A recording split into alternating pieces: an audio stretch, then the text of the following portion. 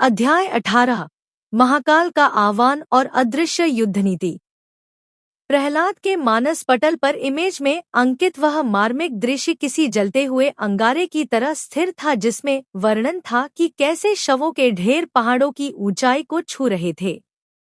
वह जानता था कि एक सम्राट का पहला और अंतिम कर्तव्य अपनी प्रजा को उस विभत्स नियति से बचाना है जो समय के गर्भ में छिपी है।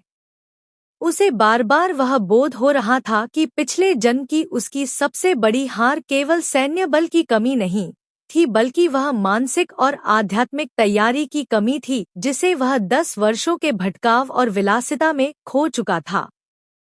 इस बार उसने हिमालय की चोटियों की ओर देखते हुए प्रतिज्ञा की कि वह आर्यावर्त के हर गांव और हर नगर को एक अभेद्य आध्यात्मिक दुर्ग में बदल देगा। प्रहलाद ने अपने पिता महाराज वीरेंद्र के साथ गुप्त कक्ष में परामर्श किया। उसने इमेज में वर्णित उन विदेशी घुड़सवारों की अलौकिक गति और उनकी दानवीय क्रूरता का गहन विश्लेषण प्रस्तुत किया। उसने सेनापति को आदेश दिया कि वह घुड़सवार सेना को केवल तलवार और भाले तक सीमित न रखे, बल्कि उन्हें उन गुप्त युद्ध शैलियों में प्रशिक्षित करे जो शून्य से वार कर सकें। उसने स्पष्ट किया कि आने वाला शत्रु केवल रक्त मांस का नहीं, बल्कि एक मायावी ऊर्जा का पुंज है। महल के सबसे गहरे तलघर में प्रहलाद ने एक छाया परिषद का गठन किया। इसमें केवल वे ही निष्ठावान योद्धा शामिल थे जिन्हें वह पिछले जन्म के महाविनाश के समय अपने साथ खड़ा पाया था। उसने उन योद्धाओं के सामने उस कड़वे सत्य को रखा और उन्हें बताया कि कैसे करोड़ों जीवित प्राणी सूखी हड्डियों के ढेर में बदल गए थे। उसने उन्हें चेताया कि यदि आज हम अपनी सीमाओं पर रक्त नहीं बहाएंगे तो कल हमारी नदियों में केवल रक्त ही बहेगा।